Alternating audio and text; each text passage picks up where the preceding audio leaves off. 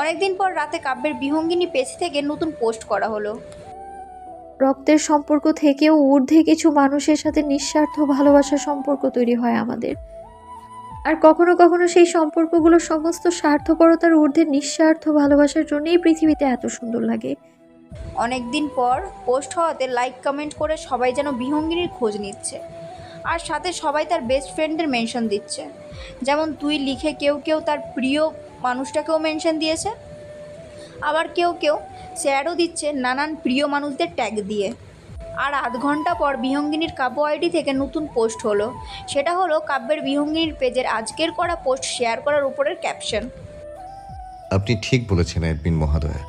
যেমন কাব্যের বিহঙ্গিনীর সাথে আমার সম্পর্ক তৈরি হয়েছে, যার নিঃস্বার্থ ভালোবাসার জন্য পৃথিবী শুধু সুন্দর নয়, সে পাশে থাকলে অনেক অনেক বেশি সুন্দর লাগে।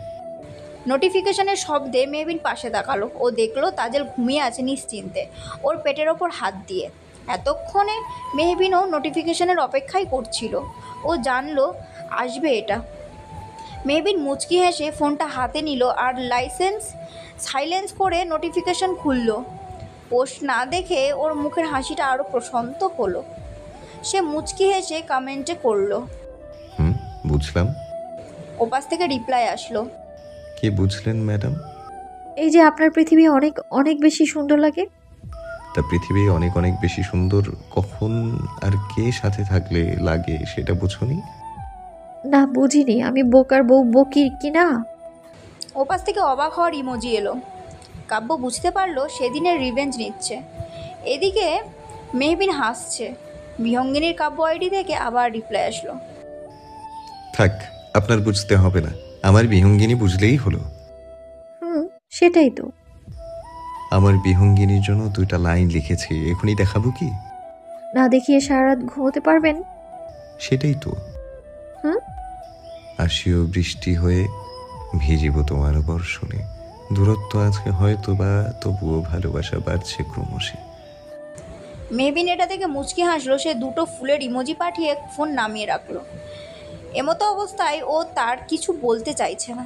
পরদিন মেহবিনকে অনেকেই দেখতে এলো। মেহবিন মুচকি হেসে সবার সাথে কথা বলল। তারপর দিন থেকে মেহবিন হাসপাতালে গেল। সকলে ফুল দিয়ে ওকে সাদরে শুভেচ্ছা স্বাগতম জানালো। মেহবিন বেলা 3টার দিকে চেয়ারম্যান বাড়িতে গিয়ে শেখ পরিবারের সাথে আরও একজন নতুন মানুষ দেখতে পেল। মেহবিনকে দেখে মিশু এগিয়ে এলো। আরিফা জামান, মিসেস আমজাদ যারা মেহবিনকে দেখতে চায়নি, তারা সবাই মেহবিনের ভালো মন্দ জিজ্ঞেস করলো। মেহবিন সবাইকে তার অবস্থা জানালো। তখন শেখ আমজাদ বলল, ডক্টর মেহবিন, তোমাকে এইভাবে এই বাড়িতে দেখতে পাবো ভাবতেই পারিনি। মেহবিন মুচকি হেসে বলল, কেন? আমরা তো ভেবেছিলাম তোমার হাজবেন্ড যখন তোমাকে হসপিটাল থেকে নিয়ে গেল তখন তোমাকে এখানে আর পাঠাবে না। মেহবিন মুচকি হাসলো আর বলল, জীবনে অনেক সময় অনেক বাধা বিপত্তি আসে, তাই বলে কি মানুষ জীবনযাপন করা ছেড়ে দেয় নাকি? হ্যাঁ, হয়তো একটু পরিবর্তিত হয়, এই যা। হ্যাঁ, তা তো বটেই। তা আপনার মেয়ে জিনিয়ার বিয়ে হয়ে গেছে? আরও 15 দিন আগে। আলহামদুলিল্লাহ, শুনে বেশ খুশি হলাম। ভাইজান বলেছিল আরও 1 মাস পর করতে। পরে ভাবলাম এঙ্গেজমেন্ট করে এতদিন রাখাটা ঠিক হবে না। ভাইজানও আমার কথা ভেবে একটু করে দিল। আল্লাহ যা করেন ভালোর জন্যই করেন। তখন শেখ শাহনওয়াজ বললেন, আপনিও বসুন না ডক্টর। আমি মিশুর জন্য এখানে এসেছি, তাই ওর সাথে থাকাটাই বেটার। আপনারা আপনাদের মতো কথা বলুন। আসুন, পরিচয় করিয়ে দিচ্ছি। উনি হচ্ছে নূপুরের মা। ও আচ্ছা। মেহবিন সালাম দিয়ে মিশুর কাছে গেল। তখন সিঁড়ি দিয়ে আরবাজ এলো। আরবাজ মেহবিনকে দেখে হেসে ওর দিকে গিয়ে কিছু বলবে, তার আগে নূপুরের মা বলল, ওই তো আরবাজ বাবা এসে পড়েছে, এখন তাহলে কথা বলা যাক। আরবাজ কথাটা শুনে মেহবিনের দিকে এগিয়ে গিয়ে অবাক হয়ে ওর বাবার পাশে বসলো। তখন মেহবিন মিশুকে নিয়ে সিঁড়িতে পা রাখবে, এমন সময় আরিফা জামান বলল, আরবাজ, আমরা নূপুরের সাথে তোমার বিয়ের কথা ভাবছি, তুমি এই বিষয়ে কি বলো? কথাটা শুনে মেহবিন দাঁড়িয়ে পড়লো। ও পেছনে ঘুরলো, ওর দেখা দেখি মিশুও দাঁড়ালো। আরবাজের দিকে তাকাতেই দেখলো আরবাজ কথাটা শুনে মেহবিনের দিকে তাকিয়ে আছে। আরবাজ শান্ত স্বরে বলল, এটা সম্ভব না। কথাটা শুনে শেখ পরিবারের সবার মুখ অবাকতাই ছেয়ে গেল। শেখ সাহেন সাহ বললেন, কেন সম্ভব নয়? নূপুর ভালো মাইয়া, একজন ডাক্তার, সে তুমি কি ওর বাবার জন্য এরকমটা কইতাছো? আর বাস দেখুন দাদু ভাই, আমি কখনো কারো পরিবারের জন্য কাউকে বিচার করি না। নূপুরের বাবা যা করেছে তাতে নূপুরের দোষ নেই, তবে ব্যাপারটা এখানে সেটা না। ব্যাপারটা হলো আমি আগে থেকেই নূপুরকে বোনের নজরেই দেখে এসেছি। তখন নূপুরের মা বলল, তো কি হয়েছে? কাজিন কাজিন অনেক বিয়ে হয়, এ আবার নতুন কি? আগে বোনের নজরে দেখতে, বিয়ের পর বউয়ের নজরে দেখবে। সরি, তা আমার দ্বারা সম্ভব নয়।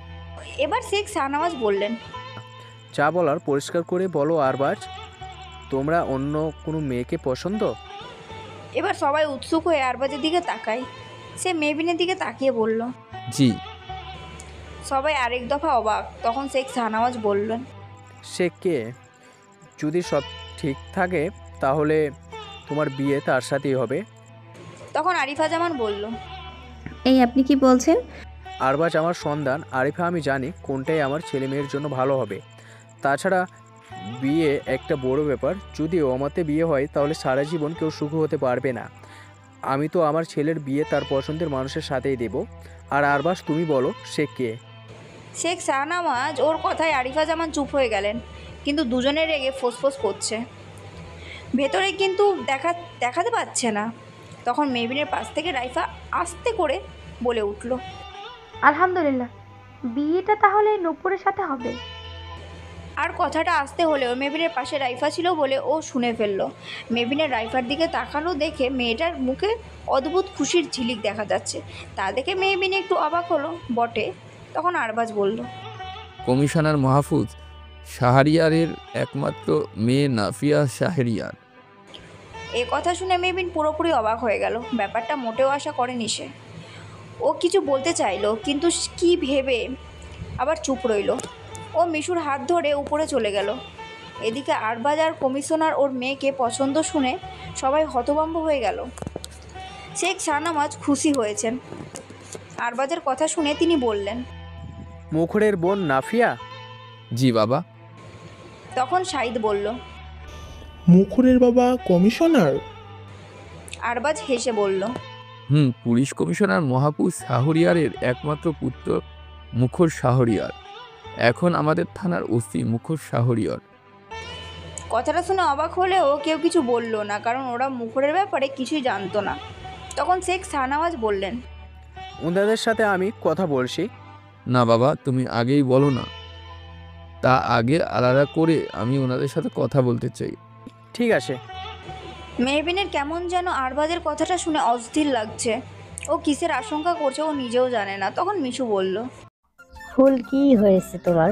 তোমাকে এমন লাগছে কেন? কিছু না ফুল, আমি ঠিক আছি। তুমি কি মনে করেছিলে আমাকে না বললে আমি কিছুই বুঝতে পারবো না? হুট করে এমন কথায় মেহবিন চমকে উঠল আর মিশুর দিকে তাকালো। তখন মিশু বলল, তোমাকে তুই করে বললে তুমি কি রাগ করবে ফুল? মেহবিন ফ্যাল করে মিশুর দিকে তাকিয়ে আছে। তা দেখে মিশু হেসে বলল, তোমার অ্যাক্সিডেন্টের পর দেখি তুমি বদলে গিয়েছো ফুল, অন্যরকম লাগছে তোমাকে। এখন বলো, তোমায় তো তুই করে বললে কি তুমি রাগ করবে? আমার না তুই করে বলতে খুব ভালো লাগে। আমার যদি একটা ছোট বোন থাকতো তাহলে আমি তাকে তুই করে বলতাম, অনেক ভালোবাসতাম জানো। মেহবিন একটা দীর্ঘশ্বাস ফেলে বলল, সমস্যা নেই, তুমি তুই করেই বলো। তাহলে আজ থেকে তোকে আমি তুই করেই বলবো, ঠিক আছে? ঠিক আছে। তাহলে এখন চল আমার সাথে খেল, আর হ্যাঁ, গল্পও করব তোর সাথে এই 2 মাস কি হয়েছে সব। আচ্ছা। মেহবিন বসে বসে মিশুর কথা শুনতে লাগলো। প্রায় ঘন্টা দেড়েক পর ও নিচে নামতে লাগলো। তখন নতুন কণ্ঠে কাউকে কিছু বলতে শুনলো। এখন 1 মিনিটও দেরি করা যাবে না। আসলে আমাকে এখনই বেরোতে হবে, না হলে ফ্লাইট মিস হয়ে যাবে। আমার দেশে ফেরাটা খুব দরকার, বাকিটা আমি ইমেইলের মাধ্যমে সব সেন্ড করে দেব। তখন মেহবিনের ফোনটা বেজে উঠলো। ও ফোন ধরে নিচে আসতেই মেয়েটার সাথে চোখাচোখি হলো। মেয়েটা মেহবিনকে দেখে মনে চরম অবাক প্লাস খুশি হয়ে, সেটা তার চেহারা দেখেই বোঝা যাচ্ছে। মেহবিনও মেয়েটাকে দেখে খুশি হলো, তবে ফোনে ইম্পর্ট্যান্ট কিছু নিয়ে কথা বলছে তাই ও কোনো রিয়্যাক্ট করলো না। মেয়েটা মেহবিনকে ডাক দিল। এই মিহু, তুই এখানে? মেহবিন হাত দিয়ে বলল 5 মিনিটও আসছে। মেহবিন একটু দূরে গেল, মেয়েটা দাঁড়িয়ে রইল। তা দেখে পুরো শেখ পরিবার যেন আকাশ থেকে পড়লো। একটু আগে খাওয়ার জন্য বলছিল সবাই তাকে, কিন্তু সে বলল আর 1 মিনিটও দেরি না করে চলবে। আর এখন মেয়েটা কাউকে ফোন করে বলল ফ্লাইট ক্যান্সেল করে দিতে। এটা দেখে সবাই আরেক দফায় অবাক। অতঃপর মেহবিন 5 মিনিট পরে এলো। মেয়েটাকে আর প্রায় পাইকে সে 2 হাত উঁচু করে দৌড়ে মেহু বলে জাপটে ধরলো। মেয়েটার কাণ্ডে মেহু হাসলো আর বলল, কি করছিস রাই? ছাড়, এভাবে ধরলে তো আমি চ্যাপ্টা হয়ে যাব। হ্যাঁ, এমন করিস কেন? কতদিন পর দেখা, এতদিনের সব কিছু উসুর করতে হবে না? তুইও না রাই, পাগল একটা। আমি রাই, মারিক তো পাগল না, পাগলি, তাও শুধু তোর কাছে। মেহবিন রায়ের কথায় হাসলো। রাই বলে মেয়েটা মেহবিনকে ছেড়ে দিল আর সবার দিকে তাকিয়ে বলল, আপনাদের বাড়িতে এত বড় ডক্টর থাকতে আমাকে ইন্ডিয়া থেকে আনালেন, হাউ ফানি। তখন শাহিদ বলল, মানে? আমি আর মিহু বিদেশে একসাথে ডাক্তারি পাশ করেছি, আর আমাদের ব্যাচের মধ্যে সবথেকে ভালো ডক্টর হচ্ছে ইনি ডক্টর মেহবিন মুস্কান। রায়ের কথায় সবাই ভূত দেখার মতো মেহবিনের দিকে তাকিয়ে রইল, কারণ এতদিন তো তারা অন্য কিছু শুনেছিল। কেউ কিছু বলবে তার আগে মেহবিন বলল, আমার পার্সোনাল বিষয়ে আপনারা না ঢুকলেই খুশি হব। আমি যেভাবেই আমার লাইফ লিড করি না কেন, তাতে আপনাদের কিছু যায় আসে না। আর আমি চাইও না আমাকে আমার জীবনযাপনের ব্যাপারে কেউ প্রশ্ন করুক, তাই দয়া করে প্রশ্ন করবে না, আর করলেও আমি উত্তর দিতে বাধ্য নই। এই কথা শুনে রায় ফ্যাল করে তাকিয়ে রইল মেহবিনের দিকে। তবে এই মুহূর্তে চুপ থাকাই ভালো, তাই কোনো কথা বলল না।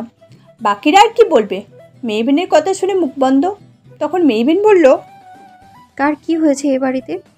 তখন আরিফা জামান বললেন, আসলে নূপুর মায়ের একটা কিডনি অকেজো ধরা পড়েছে, সেটারই অপারেশনের জন্য ওনাকে ডাকা। এটা তো ডক্টর নূপুরই করতে পারতেন, তিনিও তো এই বিষয়ে ডক্টর। তখন নূপুরের মা বলল, আমার মেয়ে করবে কিভাবে? শুনেই তো আমার মেয়েটা আধমরা হয়েছে, একটু পরপর কাঁদছে। যদি আমার কিছু হয়ে যায়, সেই জন্যই তো আরবাজের সাথে আমার মেয়েটার বিয়ে দিতে চেয়েছিলাম, কিন্তু সেটা তো হলো না। মেহবিন নূপুরের দিকে তাকালো, দুঃখের কিছু ছিটেফোঁটাও দেখতে পেল না। মেহবিন ও বলল, ও আচ্ছা, চিন্তা করবেন না, রাই খুব ভালো ডক্টর, ইনশাআল্লাহ আপনার অপারেশন সাকসেসফুল হবে। ও যে বলল তুমি ওর থেকেও ভালো, তাহলে তুমি করো না। আমি ভালো এর মানে এই নয় যে রাই খারাপ। ওকে সেই সুদূর ইন্ডিয়া থেকে এখানে এনেছেন, আর এখন ভালো পেয়ে গেলেন দেখে ওর কোনো মূল্য নেই নাকি? ডেকে এনে অপমান করা বলে এটাকে। তখন রায় মেহবিনের হাত ধরে বলল, ধর, আমি কিছুই মনে করিনি, ওনারা করাক না তোকে দিয়ে, এতে আমি খুশি আছি। তুই চুপ থাক, যার যার প্রাপ্য মর্যাদা তার পাওয়া উচিত। পৃথিবীতে এত ডক্টর থাকতে তোকেই কেন সিলেক্ট করলো? সেটাও তো ভালোর কথা শুনেই বলেছে, তাই না? আর এখানে এসে তুই বললি আমি ভালো, অমনি আমার কাছে করাতে চাইছে। এটাতে তোর সম্মানহানি হচ্ছে না নাকি? মানুষকে তার সঠিক মর্যাদা দিতে শিখুন মিসেস। তখন নূপুরের মা বলল, আমি সেটা মিন করে বলিনি, নিজেকে নিয়ে ভীষণ টেনশনে আছি, ভয় হচ্ছে, তাই আমায় মাফ করে দিন। আমার অপারেশন রায় মালিকই করবেন।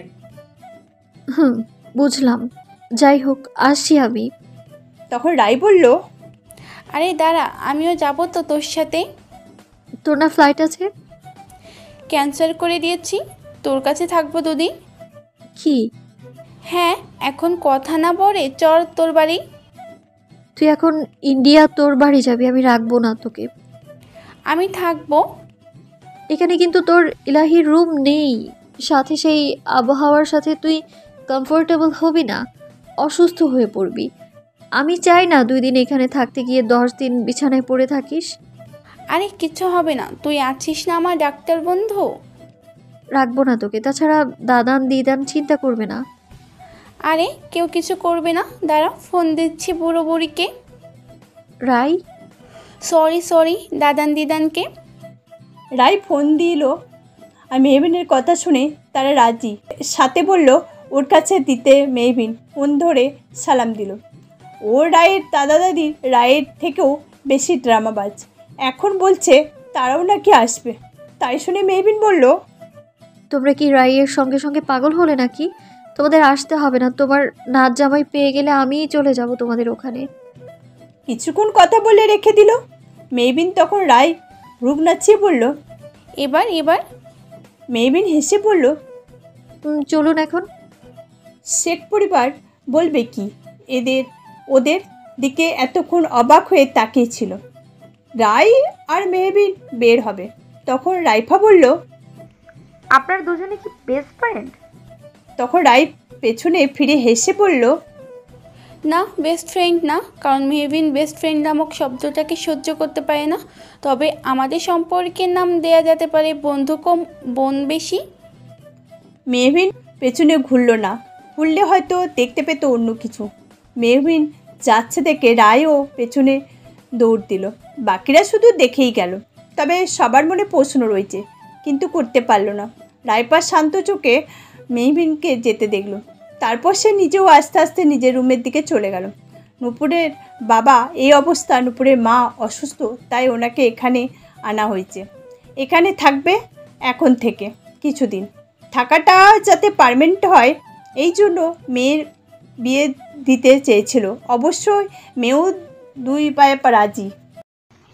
ডাক্তার, তুমি আবার এই আপদটারে পাইলা কই? তাজেলের কথা শুনে মেহবিন ওর দিকে অদ্ভুতভাবে তাকালো। তখন রায় বলল, এই তুই আমাকে আপদ বলছো কেন? আপদ কইয়া ভুল হয়েছে, তোমার বিপদ তো দরকার ছিল। কি হয়েছে নেত্রী? সে কি করেছে? কি করে নাই, আমি কুলসুম রাস্তায় হাঁটতেছিলাম। হ্যাঁ, গাড়ির থানায় জিগাইল চেয়ারম্যান বাড়ি কোন দিকে। আমরা কয়ে দিলাম।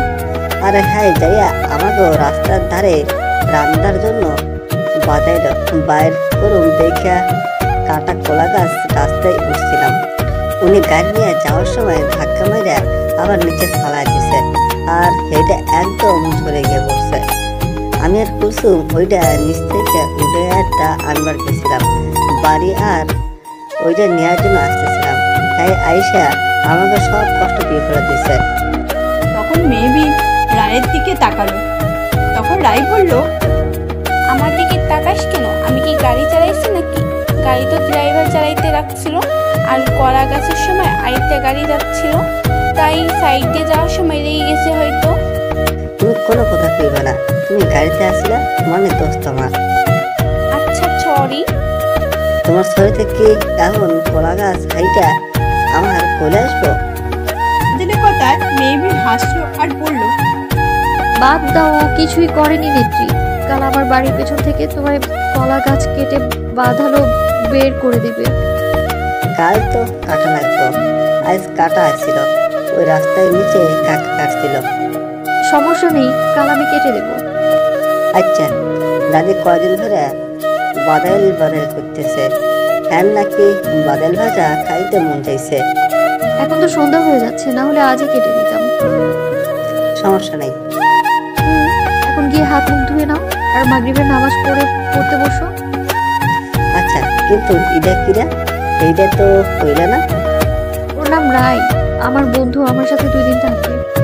কথাটা শুনে তাজেল এমন লুক দিল যেন ওর চোখে বলছে, আমার ভালোবাসায় তুই ভাগ বসাইতে আসছো, তোরে আমি ছাড়ব না। তাজেল মেহবিনের দিকে তাকিয়ে বলল, আচ্ছা তাইলে আমি গেলাম। চলে গেল। যেতে যেতে পেছনেও তাকালো 2-3 বার। যেতেই রায় বলল, ওকে। ওর নাম তাজেল, আমি নেত্রী বলি তাকে। কেন? সে বিরাট কাহিনী, ভেতরে চলো। বাধারে কি? মেয়েটা বারবার বলছিল। কলা গাছের ভেতরে থাকে সাদা রঙের শক্ত, কাল দেখাবো তোকে। অনেক খোসা ছাড়িয়ে তারপর ভেতরে পাওয়া যায়। ও আচ্ছা। মেহবিন ওকে নিয়ে ভেতরে ঢুকলো। ওকে একটা সেট 3 পিস দিয়ে বললো, ফ্রেশ হয়ে। রায় ফ্রেশ হয়ে বের হতে দেখলো মেহবিন কফি, চকলেট আর নুডলস আর এক প্লেট তো সাজিয়ে রেখেছে। দেখে রায়ের মুখে হাসি ফুটে উঠল, কারণ এই 3টে জিনিসই ওর পছন্দ। ও গিয়ে বলল,